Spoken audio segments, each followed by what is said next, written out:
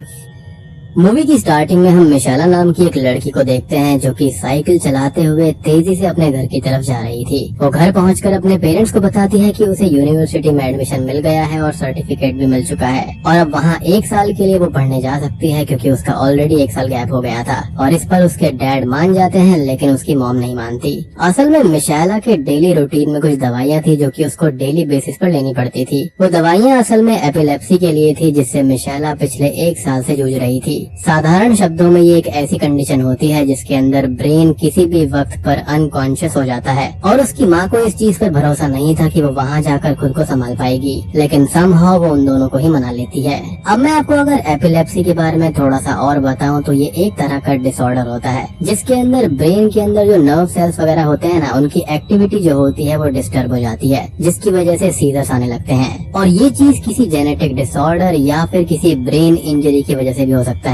जैसे कि किसी इंसान के साथ में कोई ट्रॉमा हो या फिर उसको स्ट्रोक आया हो तो उस वजह से भी ऐसा हो सकता है। अब सीजर के दौरान होता ये है कि एक पर्सन काफी एबनॉर्मल चीजें एक्सपीरियंस करता है, उसका जो बिहेवियर होता है वो काफी एबनॉर्मल हो जाता है। जैसे अजीब से सिम्टम्स होते हैं, अजीब सी सेंसेशंस बॉडी में होने लगती है और ढेर सारे हेलुसिनेशंस वगैरह भी होते हैं। इसके अंदर इंसान बेहोश भी हो जाता है। अब अगले सीन में मिशेला यूनिवर्सिटी के पास ही एक पीजी में रूम ले लेती है जिसके बाद वो अपनी यूनिवर्सिटी के लिए निकल जाती है। वो यूनिवर्सिटी के पहले ही दिन लेट हो जाती है जहाँ पर उसे क्लास छूटने के बाद में अपनी स्कूल फ्रेंड हैना भी क्लास में दिखती है जिसका उसे कुछ भी आइडिया नहीं था कि वो वहाँ पर है। पहले दिन तो हैना मिशेला को काफी रूडली इग्नोर कर देती है लेकिन अगले दिन से ही दोनों फिर से अच्छे दोस्त बन जाते हैं जिसके बाद दोनों साथ में काफी टाइम स्पेंड करने लगते हैं। अब मिशेला वापस घर आती है जहाँ पर उसकी माँ उसको ये बताती है कि वो लोग एक बहुत ही फेमस चर्च जाने वाले हैं जो कि होली कैथरीना के लिए डिवोटेड चर्च होता है। हैना की फैमिली काफी ज्यादा रिलीजियस कैथोलिक फैमिली होती है जो कि गॉड पर बहुत ही ज्यादा डीपली बिलीव किया करती थी,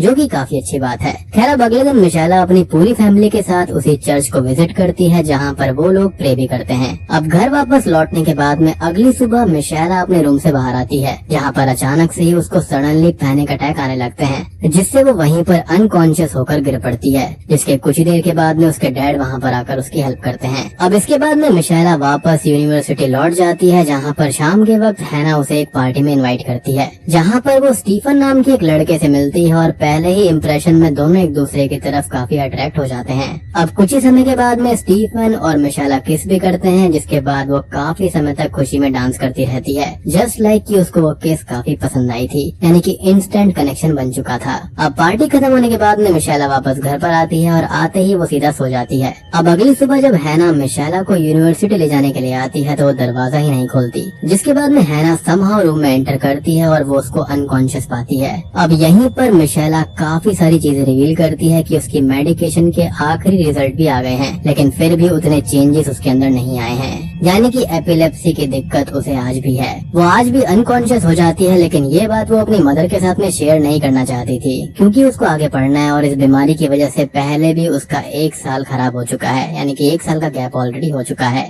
लेकिन मिशेला इस बीमारी के बारे में थोड़े अलग ही तरीके से सोच रही थी जो कि हमें अगले सीन में पता चलता है। फिर उसके बाद में हम मिशेला को चर्च के अंदर देख पाते हैं जहाँ पर वो चर्च के फादर के सामने अपनी थिंकिंग शेयर करती है कि उसे इस बीमारी के लिए क्या लगता है। वो ये कहती है कि शायद से उसके ऊपर डेविल है क्योंकि जब उसने होली मैरी के नेकलेस को अपने हाथ में पकड़ा था उसी समय उस पर अटैक आ गया था और वो उस समय नेकलेस को जमीन से उठा भी नहीं पा रही थी। अब इस बात को सुनकर फादर बहुत ही ज्यादा गुस्सा हो जाते हैं क्योंकि उनके बिलीफ के हिसाब से सिर्फ गॉड एग्जिस्ट करते हैं, ना कि डेविल। अब ये जवाब सुनकर मिशेला काफी ज्यादा डिसअपॉइंट हो जाती है क्योंकि उसको लग रहा था कि फादर से उसको कुछ हेल्प मिल सकती है, जिसके बाद में वो चर्च से बाहर आ जाती है। अब चर्च से निकलने के बाद में मिशेला हैना और उसके फ्रेंड्स के साथ एक बोट ट्रिप पर जाती है जहाँ पर स्टीफन भी आया हुआ था, लेकिन मिशेला और स्टीफन एक सेपरेट बोट में जाते हैं जहाँ पर थोड़ी दूरी जाने पर ही दोनों एक दूसरे को किस भी करते हैं। अब जब वो ट्रैवल कर वापस आती है तो हैना से बातों बातों में मिशेला उसको एक बुक देती है। ये किताब एक कैथोलिक लेजेंड की कहानी होती है जो कि एक 33 वर्षीय महिला थी जिनका नाम होली कैथरीना था, जिन्होंने गॉड पर बिलीव रख के बहुत बड़े बड़े वॉर्स को रुकवा दिया था। अब मिशेला एक रिलीजियस कैथोलिक लड़की थी, इसलिए वो कैथोलिक लेजेंड्स की स्टोरी पढ़ती रहती थी और इसलिए वो हैना को भी इसको रिकमेंड कर रही थी, यानी कि इस मोमेंट तक भी उसका विश्वास गॉड के ऊपर था। अब इसके बाद में वो अपनी ब्रेन टेस्टिंग के लिए चली जाती है जहाँ से आते हुए उसे चर्च के फादर मिलते हैं जो कि किसी काम से उसी शहर आए हुए थे। उनके साथ में फादर बॉर्चर्ड भी थे जिन्हें मिशेला पहले से जानती थी। अब दूसरे फादर ने पहले से ही फादर बॉर्चर्ड को मिशेला की कंडीशन के बारे में बताया था, जिसके बाद में मिशेला और फादर उससे ही रिलेटेड कुछ बातें करने लगते हैं। एंड में फादर बॉर्चर्ड ये बोलते हैं कि तुम्हारा गॉड पर बिलीव डेविल से ज्यादा पावरफुल है, जिसके बाद में दोनों प्रे करते हैं और ये सीन यहीं पर खत्म हो जाता है। उसके बाद में हम हैना और मिशेला को बातें करते हुए देख पाते हैं, जहाँ पर अचानक से ही मिशेला के डैड उसको विजिट करते हैं। वो अपनी बेटी से मिलने के बाद में उसको ये बताते हैं कि तुम्हारी ब्रेन रिपोर्ट आ गई है, जिसके अंदर हमको ये पता चला है कि तुम्हें अभी भी साइकोलॉजिकल इलनेस है और जिस वजह से अभी भी तुम अनकॉन्शियस हो जाती हो और उसको इस चीज पर ध्यान देना चाहिए और हमारे साथ ही रहना चाहिए। जिस पर मिशेला मना कर देती है और अपने डैड को ये कहती है कि वो अपना ख्याल खुद रख सकती है, लेकिन फिर भी उसके डैड को उसकी काफी चिंता हो रही थी।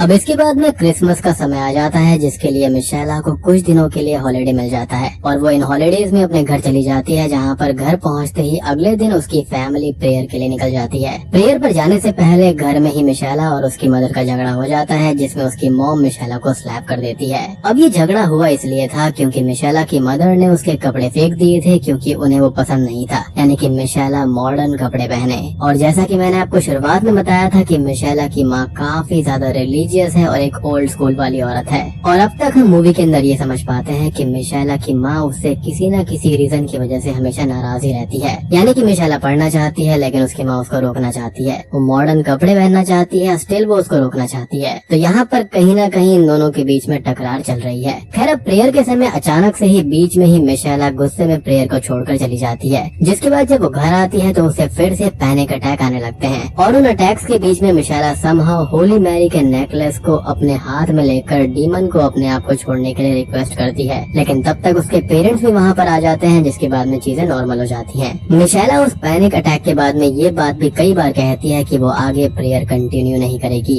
अब वो इसके बाद में फादर बॉर्चर्ड से मिलने जाती है, जहाँ पर वो ये कहती है कि उसके साथ ही ऐसा क्यों होता है। फादर इस पर ये कहते हैं कि तुम स्पेशल हो, इसलिए तुम्हारे साथ ऐसी चीजें हो रही हैं और अब डेविल काफी ज्यादा पावरफुल होता जा रहा है, इसलिए हमें प्रेयर करना चाहिए। लेकिन मिशेला इस बात से रिफ्यूज कर देती है और ये कहती है कि प्रेयर से कुछ भी फायदा नहीं होता, जिसके बाद में वो गुस्से में वहाँ से चली जाती है। यहाँ पर उसको ये लग रहा था कि गॉड उसके साथ में ऐसा कर रहे हैं। अब वो यूनिवर्सिटी लौट जाती है, जहाँ पर हम मिशेला और हैना के बीच में थोड़ी सी टेंशन क्रिएट होते हुए देख पाते हैं। अब अगले सीन में मिशेला स्टीफन के पास में जाती है, जहाँ पर दोनों फिर से किस करते हैं और फिजिकल हो जाते हैं। और अभी तक यहाँ पर मिशेला एक वर्जिन थी और यहाँ पर फर्स्ट टाइम उसके साथ में ऐसा कुछ हो रहा था।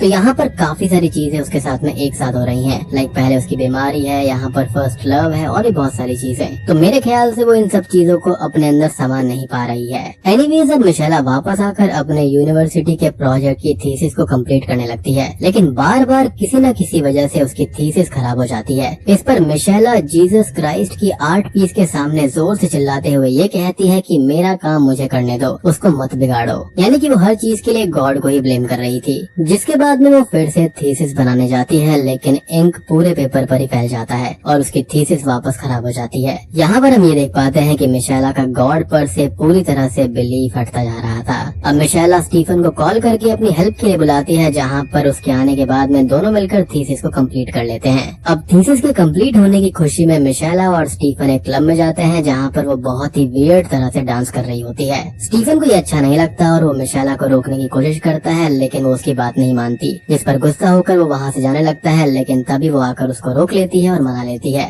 और मुझको यहाँ पर ऐसा लगता है कि वो आज से पहले कभी भी घर से बाहर नहीं गई थी, ना ही कभी क्लब वगैरह गई थी। तो शायद से ये एक रीजन हो सकता है कि वो इस तरह का अजीब डांस कर रही थी।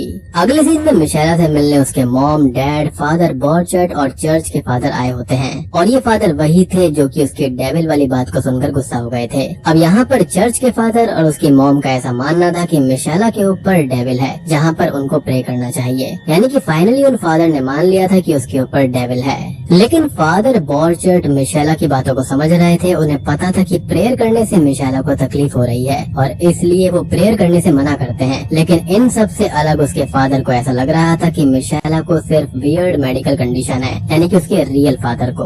और उनका मानना था कि उसे सिर्फ डॉक्टर्स को दिखाने की जरूरत है, यानी कि वो उसी से ठीक हो जाएगी। और इसलिए वो फादर्स को वहाँ पर प्रे करने के लिए मना कर देते हैं और वहाँ से चले जाते हैं। अब अगले सीन में मिशेला जब अपने फ्रेंड्स के साथ पार्टी में होती है, तब हैना ये नोटिस करती है कि मिशेला का वेट काफी ज्यादा कम हो गया है, यानी कि वो खाना पीना ठीक से नहीं कर रही थी। हैना यहाँ पर स्टीफन को भी मिशेला की बीमारी के बारे में बता देती है, जिससे मिशेला हैना से बहुत ही ज्यादा गुस्सा हो जाती है, क्योंकि उसको ऐसा लग रहा था कि स्टीफन ये जानने के बाद में उसको छोड़ देगा। अब मिशेला स्टीफन को ये कहती है कि वो बहुत समय से उसके साथ एक लॉन्ग ट्रिप पर जाना चाहता था और आज वो दोनों जा सकते हैं, जिस पर स्टीफन कुछ भी रिएक्ट नहीं करता। अब इसी बीच एक ऐसा सीन आता है जहाँ पर हम मिशेला को जीसस क्राइस्ट के क्रॉस को छूते हुए देख पाते हैं, लेकिन कितनी भी कोशिश करने के बाद में वो उस क्रॉस को छू नहीं पाती, क्योंकि अचानक से ही उसका हाथ वहाँ पर डिस्टॉर्ट होने लगता है। अब हैना और स्टीफन ऐसे बिहेव करते हैं कि जैसे स्टीफन मिशेला को एक ट्रिप पर ले जा रहा है और दोनों कार में जाने लगते हैं, लेकिन स्टीफन असल में मिशेला को उसी के घर पर ले जाता है, क्योंकि उसको पता था कि उसकी कंडीशन अभी काफी खराब है।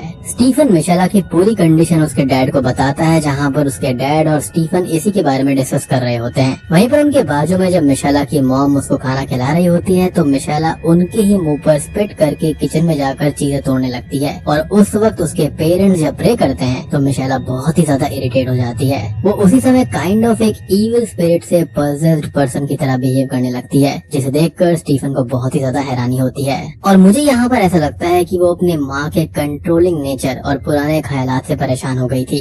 साथ ही साथ उसको साइकोलॉजिकल इश्यूज भी थे और इसलिए ही वो ऐसा कर रही थी। तो ये जो मूवी है ना, वो समय समय पर व्यूअर के सामने एक सवाल उठाती है, क्या ये साइंस है या फिर सुपरनैचुरल है? क्योंकि एक तरफ हमको लगता है कि मिशेला एक साइकोलॉजिकल बीमारी से जूझ रही है, यानी कि एपिलेप्सी से, और दूसरी तरफ ऐसा लगता है कि जैसे उसे किसी डीमन ने या फिर डेविल ने पजेस कर लिया हो। और दोस्तों, इसी तरह की एक सीरीज इंडिया के अंदर ही बनी है जिसका नाम है दहन राखण का रहस्य। तो अगर आपने उसको नहीं देखा है तो जाकर जरूर देख लेना, मैंने उसके ऊपर एक वीडियो बनाया है। काफी बढ़िया सीरीज है, आपको उसका लिंक नीचे डिस्क्रिप्शन में और पिन कमेंट में मिल जाएगा।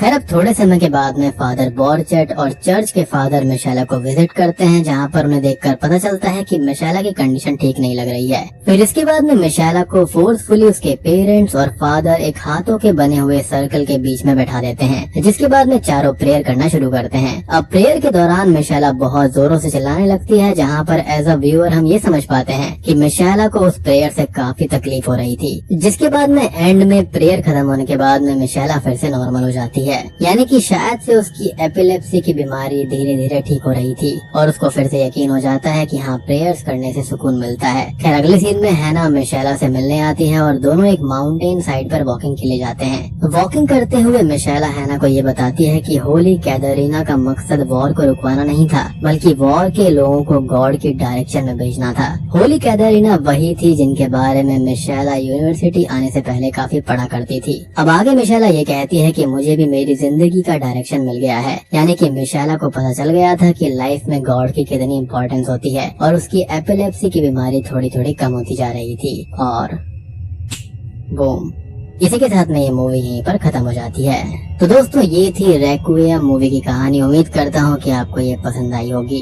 अब ये जो मूवी है ना, वो एक रियल स्टोरी से इंस्पायर्ड है, जो कि है एनालिस मिशेल की कहानी, जो कि एक जर्मन वुमेन थी जिसके बारे में ये कहा गया था कि उसको 6 से ज्यादा डीमंस ने पजेस कर लिया था और उनकी 1976 में मृत्यु हो गई थी। और इस मूवी के अंदर जो इवेंट्स दिखाए गए हैं ना, वो 2005 में आई the exorcism of Emily Rose movie का ही एक डिफरेंट टेक है कि उसके अलावा भी यहाँ पर क्या हो सकता था। तो इसके अंदर ये बताया गया है कि शायद से रियल लड़की को असल में एपिलेप्सी थी, यानी कि उसको स्टार्व करा गया था और उसको खाना नहीं दिया गया था काफी टाइम तक, जब तक उसके ऊपर एक्सॉर्सिज्म चले थे, जिसके चलते उसकी मृत्यु हो गई थी। एटलीस्ट यहाँ पर मेडिकल रिपोर्ट्स वगैरह तो यही कहती हैं। तो इस मूवी के अंदर एक काइंड ऑफ लिम्बो बन जाता है, जिसके अंदर यही पता नहीं चलता कि ये डेविल से पजेस हो गई है या फिर इसको कोई बीमारी है। लेकिन इस मूवी के अंदर, पर्टिकुलरली रेक्विएम के अंदर, तो हम यही समझ पाते हैं कि उसको एपिलेप्सी है और धीरे धीरे वो ठीक भी होती जा रही थी।